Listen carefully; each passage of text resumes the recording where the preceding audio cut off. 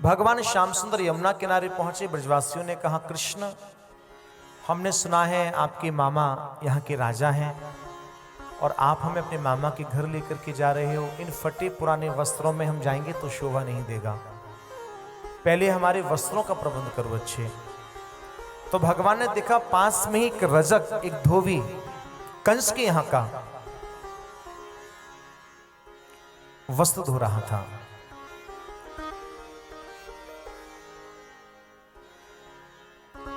भगवान धोबी से कहते हैं, देखिए आप जिनके वस्त्र धो रहे हैं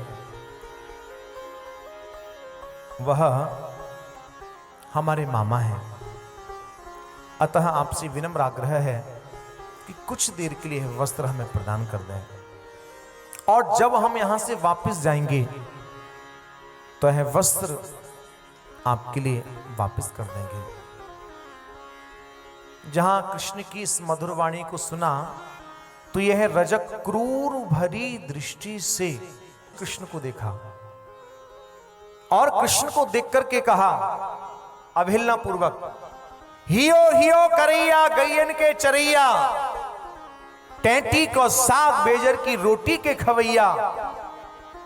अरे तुम कहां जानो राजसी वस्त्रन को पहनवे में, आज मांगे सो मांगे वरना कान के नीचे पड़ेगा। भगवान बोले, सुनवे, भगवान को याद आ गई, ये वही रजक है जो कह रहा था मैं वो राम नहीं लंका में रखी हुई सीता के लिए रख लूं। उस समय तो हम मर्यादा पुरुषोत्तम के स्वरूप में थे, लेकिन अब की बात सबरी मर्यादा को विश्राम करके आए हैं, खूंटी पे टांग के आए हैं।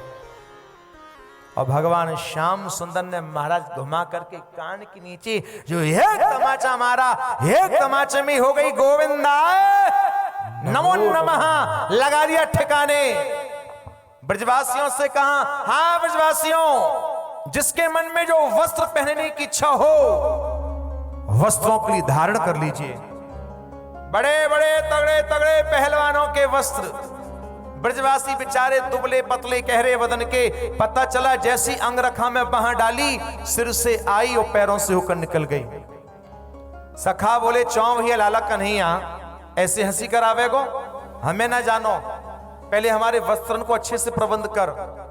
ठाकुर जी को याद आई, यहां मेरा एक भक्त रहता है, दर्जी है, उसकी कुटिया में प्रवेश कर गए। दर्जी ने स्वागत किया, प्रभु से निवेदन किया, प्रभु क्या आज्ञा है। भगवान बोले, एक काम करो भैया, जो जैसे हमारे ब्रजवासी हैं बढ़िया इनकी फिटिंग के वस्त्रन को सिल दो।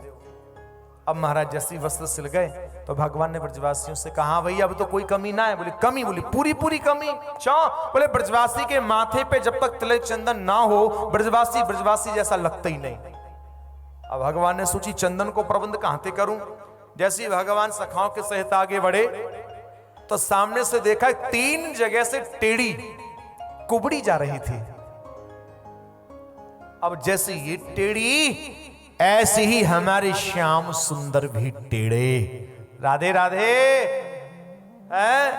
इस कुबड़ी का नियम है, प्रतिदिन कंस को चंदन का लेप करने के लिए जाती है।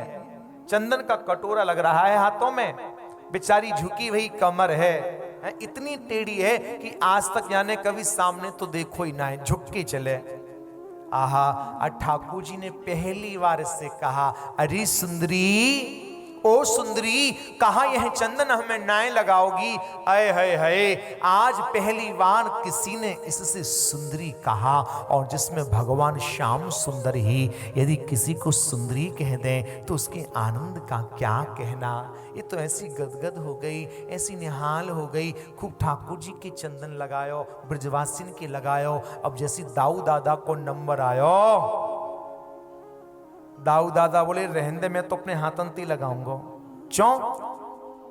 क्योंकि छोटे की है गई ना, जब छोटे की है गई तुम तक जेठ लगे। अब जेठ है कि छोटे भैया की थे कैसे चंदन लगवावे, यानी हम दूर ही लगा लेंगे, अपने हाथंती चंदन लगा लियो।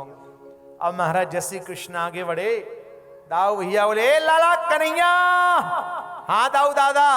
अरे भले तेरे चक्कर में या की नौकरी गई। बोले, हाँ दाऊ दादा 100% गई। भले आदमी जब तेरे चक्कर में की नौकरी जाए रही है तो कछु दे तो दे, कहा दूं जो तेरे मन में अच्छा हो। अच्छा दाऊ दादा, आहा क्या देखना क्या कहना। श्याम सुंदर ने उसी समय अपने पैर रखे इस कुबड़ी के पंजे पे, अपना घोंटू अड़ाया इसकी पीठ पे, पकड़ के नैया हाथ लगाया जोर से एक झटका, सुई है गई सटका और पटते पकड़ लियो श्याम सुंदर को पीत पटका। कहने लगी चलो कुटिया पे। कृष्ण बोले पहला काम मामा जी को ठिकाने लगाने का, तापा आऊंगो तेरी कुटिया पे।